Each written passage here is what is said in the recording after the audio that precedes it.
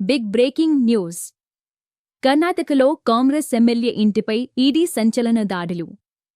ఉత్తర కన్నడ జిల్లా Karwar MLA Satish Seine నివాసంలో జరిగిన శోధనల్లో 1,68,00,000 రూపాయల నగదు, 6 కిలోల 750 గ్రాముల బంగారం, అలాగే 14,13,00,000 రూపాయల విలువైన బ్యాంకు ఖాతాలు ఈడీ అధికారులు స్వాధీనం చేసుకున్నారు.